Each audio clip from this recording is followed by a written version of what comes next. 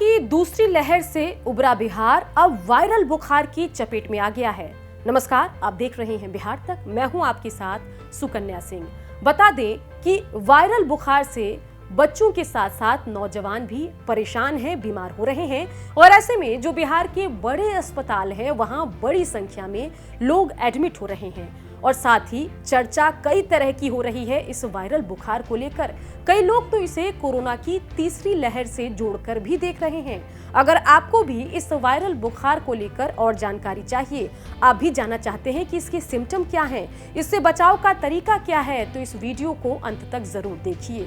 सबसे पहले आपको बताते हैं कि आखिर इस वायरल बुखार के सिम्टम क्या कुछ हैं, लक्षण क्या हैं। पिछले कुछ दिनों से बच्चों और वयस्कों में ये वायरल फीवर का इंसिडेंस काफ़ी बढ़ गया है।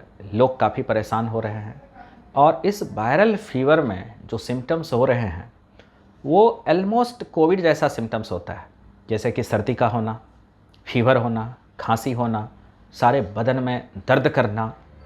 जैसा कि हमने आपको बताया कि इस वायरल बुखार को कोरोना की तीसरी लहर से जोड़कर देखा जा रहा है।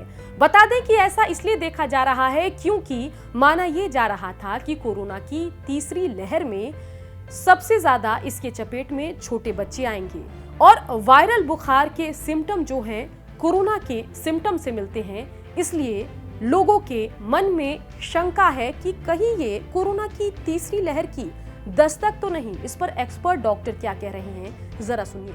ये लाजमी है कि महामारी के बाद अगर किसी व्यक्ति को या बच्चे को अगर कोविड जैसे सिम्टम्स हो रहे हैं तो आज के डेट में लोग इसको वायरल फीवर नहीं समझ पा रहा है और कहता है कि कहीं कोविड तो नहीं हो गया। लेकिन अच्छी बात यह है कि जब इन बच्चों को या वयस्कों को कोविड की टेस्ट की जा रही है तो निगेटिव ही आ रहा है।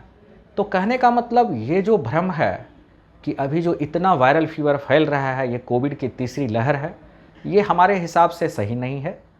और ऐसा वायरल फीवर पहले भी आया करता था लेकिन महामारी जैसी चीज़ नहीं थी, तो लोग इसको नज़रअंदाज करते थे।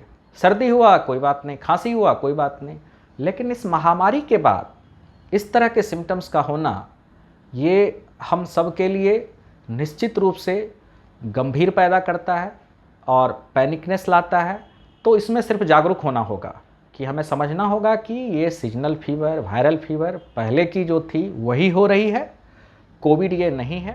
तो देखा आपने कि ये बुखार तो खतरनाक है ही, लेकिन ऐसे में इससे बचाव कैसे अपना करना है वो भी आपको हम बता रहे हैं। और इससे रोकथाम यही है कि आप मास्क पहने, क्योंकि जो वायरल फीवर है, जो सीजनल फीवर है, ये भी हमारा नाक से ही ट्रांसमिट होता है। ये भी हमारे सांस की नली को प्रभावित करता है, हमारे फेफड़े को प्रभावित करता है, हमारे मुंह और नाक के द्वारा प्रवेश करता है और ये भी काफ़ी फास्टेस्ट स्प्रेड होता है एक व्यक्ति से दूसरे व्यक्ति में।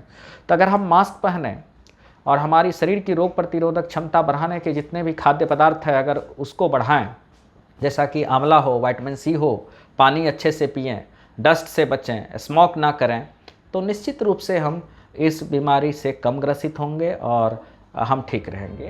तो बिहार में वायरल बुखार का कहर देखने को मिल रहा है और ऐसे में बिहार तक की टीम अपने सभी दर्शकों से गुजारिश ये करती है कि अपना ध्यान रखें और साथ ही अच्छा भोजन करें, मास्क पहन कर रखें, क्योंकि जैसा कि आपने सुना कि डॉक्टर साहब बता रहे थे कि इस वायरल बुखार से निपटने का, बचने का तरीका यही है। बिहार की खबरों के लिए आप देखते रहिए बिहार तक।